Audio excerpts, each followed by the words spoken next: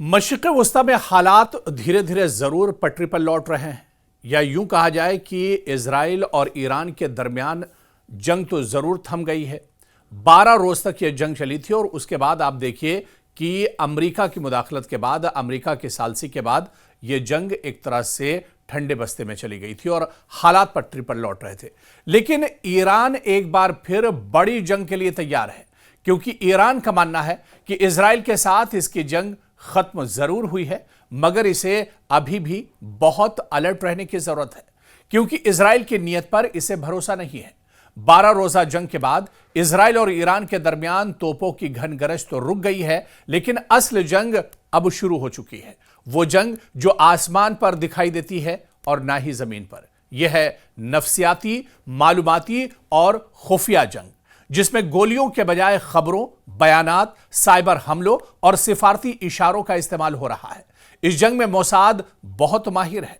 आप देखिए कि मोसाद अपने दुश्मन पर हमेशा नजर रखता है और खुफिया जानकारी के अलावा अपने दुश्मन के ठिकाने की रेकी भी कराता है। खासकर ईरान में मोसाद के सैकड़ों जासूस मौजूद हैं।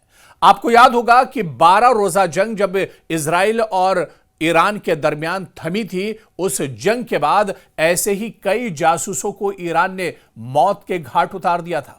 और एक बार फिर जब मशरिक़ वस्ता में हालात तो बेहतर हैं, इजराइल और ईरान के दरमियान जंग नहीं हो रही है, लेकिन ईरान पूरी तरह से अलर्ट है और बाकायदा इस पर ईरान का बड़ा बयान आया है कि जंग तो नहीं हो रही है, जंग जैसे हालात भी नहीं है, लेकिन इजराइल पर भरोसा नहीं किया जा सकता है और इसी वजह से ईरान हमेशा से अलर्ट है और पूरी मजबूती के साथ अगर कोई जंग होती है या इस तरह के हालात बनते हैं तो उसके लिए तैयार है। दरअसल ईरान और इजराइल के दरमियान 12 रोजा जंग ने खित्ते में ताकत के तवाजुन को हिलाकर रख दिया था। अगरचे यह जो जंग है वो बहुत कम वक्त के लिए हुई थी, मगर इसने एक मैसेज जरूर वाजे कर दिया था कि ईरान अब सिर्फ दिफाई नहीं बल्कि जारहाना अंदाज में भी रद्द अमल देने की सलाहियत रखता है। दूसरी जानिब इजराइल और अमेरिका के लिए यह जंग एक सियासी चैलेंज बन गई है।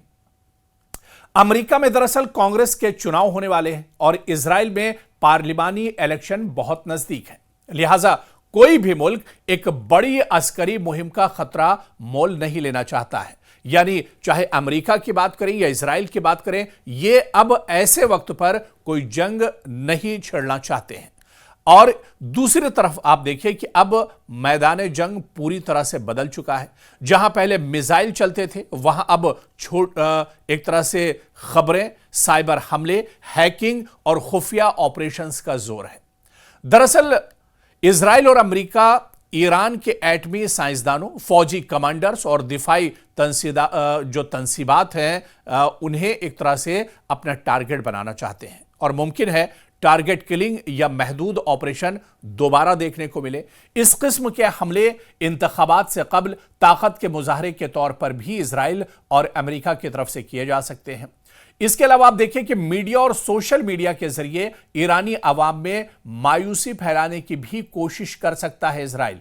झूठे बयानात, लीक्स और अफवाहों से हुकूमत पर दबाव बढ़ाया जाएगा। ईरान के इत्तेहादी ग्रोह में इख्तलाफ पैदा करने की मुहिम चलाई जा सकती है और सबसे अहम जो इस खित्ते में कि साइबर वॉर भी एक तरह से शुरू की जा सकती है, क्योंकि ईरान के तवानाई, बैंकिंग और मवासलाती निजाम पर साइबर हमले मुमकिन है। दूसरी तरफ ईरान भी इजराइल के इंफ्रास्ट्रक्चर और सिक्योरिटी नेटवर्क्स को निशाना बना सकता है। यानी हालिया बरसों में दोनों ममालिक ने एक दूसरे पर कई डिजिटल हमलों के इल्जामात लगाए हैं और आप देखिए कि इस पूरे मंजरनामे में रूस का जो किरदार है वो बहुत अहम हो जाता है। रूस के सदर व्लादिमीर पुतिन ने इंकशाफ किया है कि इजरायली हुकाम ने खुफिया तौर पर मॉस्को को बताया है कि वो ईरान से तसादुम नहीं चाहते। ये पैगाम रूस के जरिए तेहरान तक पहुंचाया गया और यह इशारा है कि फरीकैन बराह रास्त जंग से गुरेज चाहते हैं, लेकिन खुफिया सतह पर ताकत आजमाई जारी रहेगी। रूस दरअसल एक दरमियानी सालिस का किरदार अदा कर रहा है, ऐसा सालिस जो दोनों फरीकैन को मुकम्मल जंग से रोककर अपने सिफारती असर और रसूख को बढ़ा रहा है। लेकिन इजराइल और अमेरिका दोनों इस वक्त दाखिली सियासी दबाव के शिकार हैं। इजराइल में पार्लिमानी इंतखाबात आने वाले हैं तो उधर अमेरिका में कांग्रेस के इंतखाबात हैं। ऐसी सूरत में बड़ी अस्करी कार्रवाई अगर नाकाम हो गई तो इसके नतायज इंतखाबी नुकसान की सूरत में भी दरअसल सामने आएंगे। इसीलिए दोनों मुल्क खुफिया कार्रवाइयों को अब बड़े पैमाने पर तरजीह दे रहे हैं या फिर आने वाले दिनों में इसके बारे में सोच सकते हैं। जहां कामयाबी मिले तो क्रेडिट लिया जा सके और नाकामी हो तो इसे इनकार किया जा सकता है। लेकिन इतना तो जरूर है कि अब ईरान के लिए यहां पर कई इशारे मिल रहे हैं कि दुश्मन की हिकमत अमली में एहतियात एक तरह से शामिल है। अब बराह रास्त हमले के बजाय गैर रिवायती हरबों का इस्तेमाल इसमें किया जा सकता है। दुश्मन अपनी कोशिशों को खुफिया रखकर ईरान के अंदर इंतशार पैदा करना चाहेगा। अस्करी खतरे में वक्त की कमी है और कलील मुद्दत में बड़े फौजी तसादुम के इम्कानात कम है, मगर खुफिया कार्रवाइयां, साइबर हमले और इकोनॉमिक दबाव में एक तरह से इसके जरिए इजाफा जरूर किया जा सकता है। यानी आप देखिए कि इसके जरिए से टारगेट किलिंग्स में इजाफा हो सकता है, खुफिया एजेंसियों के ऑपरेशंस तेज हो सकते हैं, ईरानी मईशत पर दबाव बढ़ाया जा सकता है, खासतौर पर तेल बरामदात पर प्रोपेगेंडा मुहिम के जरिए ईरान के इत्तेहादी गिरोहों को कमजोर करने की कोशिश होगी। और यह सब कुछ इसलिए कि खुलेआम जंग छेड़े बगैर भी सियासी और सिक्योरिटी मकासद एक तरह से इजराइल और अमेरिका हासिल करना चाहेंगे। और इसी वजह से आप देखिए कि जाहिरी सुकून के बावजूद खित्ता इंतहाई नाजुक मरहले में अब एक तरह से दाखिल हो चुका है पूरे रीजन की अगर बात की जाए, क्योंकि ईरान के खिलाफ अब जंग तोपों से नहीं, जहन और डेटा से दरअसल लड़ी जा रही है। यह अब माइंड गेम है जो पूरा मिडिल ईस्ट में एक तरह से छिड़ती हुई नजर आ रही है। यह जंग ताकत के तवाजुन, सियासी मफादात और आलमी इत्तेहादों की नई तारीफ लिखेगी।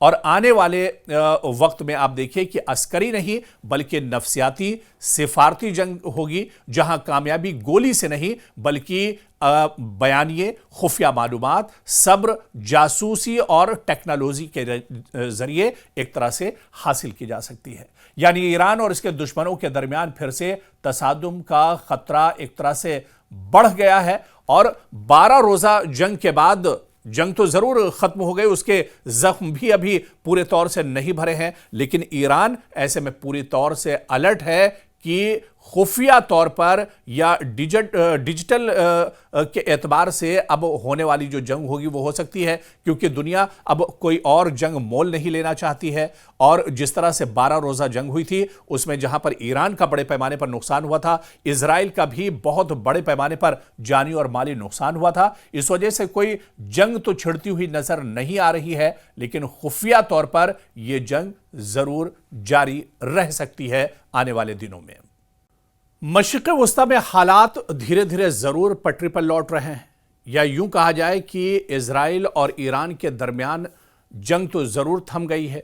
12 रोज तक यह जंग चली थी और उसके बाद आप देखिए कि अमेरिका की मुदाखलत के बाद, अमेरिका की सालसी के बाद यह जंग एक तरह से ठंडे बस्ते में चली गई थी और हालात पटरी पर लौट रहे थे।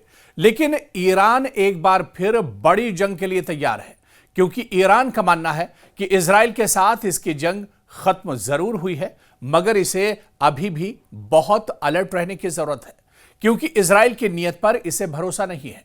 12 रोजा जंग के बाद इजराइल और ईरान के दरमियान तोपों की घनगरज तो रुक गई है, लेकिन असल जंग अब शुरू हो चुकी है। वो जंग जो आसमान पर दिखाई देती है और ना ही जमीन पर। यह है नफसियाती, मालूमाती और खुफिया जंग, जिसमें गोलियों के बजाय खबरों, बयानात, साइबर हमलों और सिफारती इशारों का इस्तेमाल हो रहा है। इस जंग में मोसाद बहुत माहिर है। आप देखिए कि मोसाद अपने दुश्मन पर हमेशा नजर रखता है और खुफिया जानकारी के अलावा अपने दुश्मन के ठिकाने की रेकी भी कराता है। खासकर ईरान में मोसाद के सैकड़ों जासूस मौजूद हैं।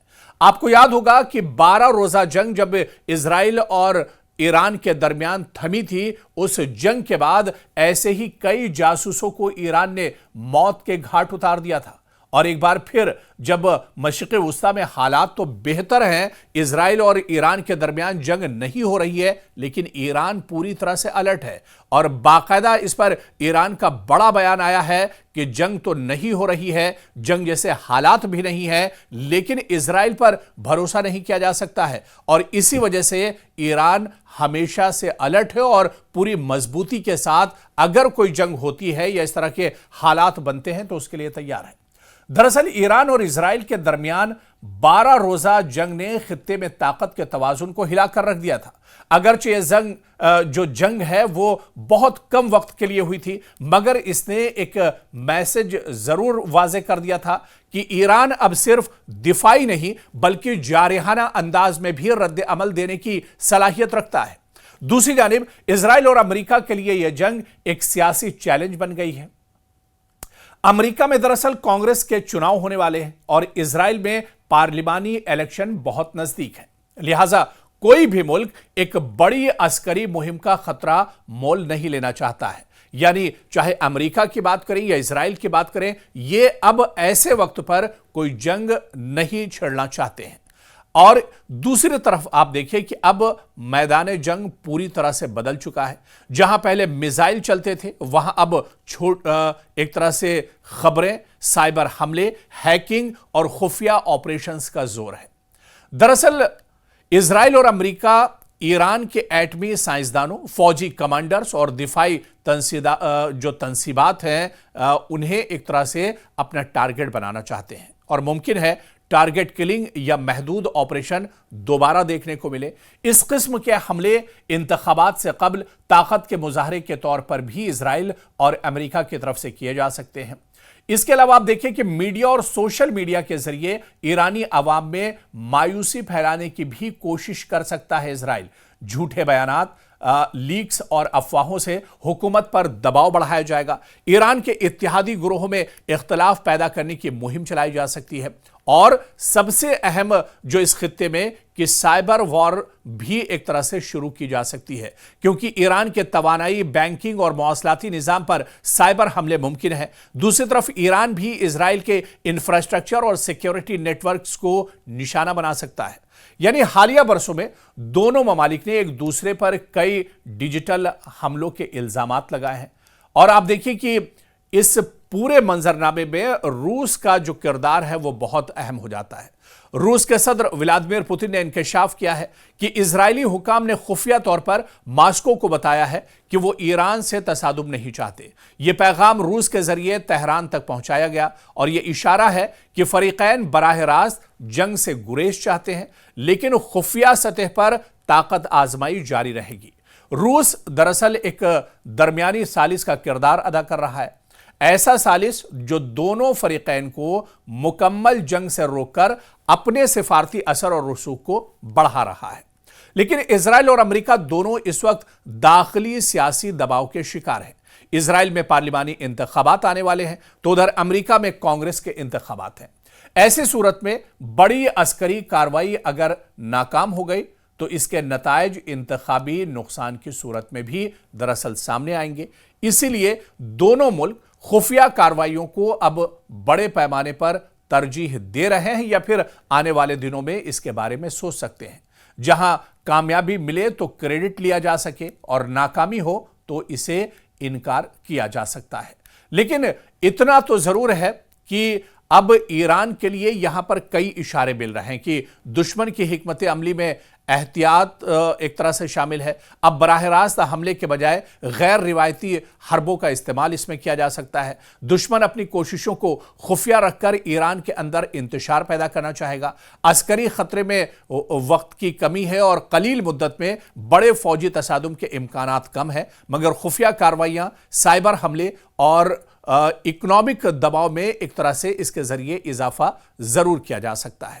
यानी आप देखिए कि इसके जरिए से टारगेट किलिंग्स में इजाफा हो सकता है, खुफिया एजेंसियों के ऑपरेशंस तेज हो सकते हैं, ईरानी मईशत पर दबाव बढ़ाया जा सकता है, खासतौर पर तेल बरामदात पर प्रोपेगेंडा मुहिम के जरिए ईरान के इत्तेहादी ग्रोहों को कमजोर करने की कोशिश होगी। और यह सब कुछ इसलिए कि खुलेआम जंग छेड़े बगैर भी सियासी और सिक्योरिटी मकासद एक तरह से इजराइल और अमेरिका हासिल करना चाहेंगे। और इसी वजह से आप देखिए कि जाहिरी सुकून के बावजूद खित्ता इंतहाई नाजुक मरहले में अब एक तरह से दाखिल हो चुका है पूरे रीजन की अगर बात की जाए, क्योंकि ईरान के खिलाफ अब जंग तोपों से नहीं जहन और डेटा से दरअसल लड़ी जा रही है। यह अब माइंड गेम है जो पूरा मिडिल ईस्ट में एक तरह से छिड़ती हुई नजर आ रही है। यह जंग ताकत के तवाजुन, सियासी मफादात और आलमी इत्तेहादों की नई तारीफ लिखेगी। और आने वाले वक्त में आप देखिए कि अस्करी नहीं बल्कि नफसियाती सिफारती जंग होगी, जहां कामयाबी गोली से नहीं बल्कि बयानिए, खुफिया मालूमात, सब्र, जासूसी और टेक्नोलॉजी के जरिए एक तरह से हासिल की जा सकती है। यानी ईरान और इसके दुश्मनों के दरमियान फिर से तसादुम का खतरा एक तरह से बढ़ गया है। और 12 रोजा जंग के बाद जंग तो जरूर खत्म हो गई, उसके जख्म भी अभी पूरे तौर से नहीं भरे हैं, लेकिन ईरान ऐसे में पूरी तौर से अलर्ट है कि खुफिया तौर पर या डिजिटल के एतबार से अब होने वाली जो जंग होगी वो हो सकती है, क्योंकि दुनिया अब कोई और जंग मोल नहीं लेना चाहती है। और जिस तरह से 12 रोजा जंग हुई थी उसमें जहां पर ईरान का बड़े पैमाने पर नुकसान हुआ था, इजराइल का भी बहुत बड़े पैमाने पर जानी और माली नुकसान हुआ था। इस वजह से कोई जंग तो छिड़ती हुई नजर नहीं आ रही है, लेकिन खुफिया तौर पर यह जंग जरूर जारी रह सकती है आने वाले दिनों में।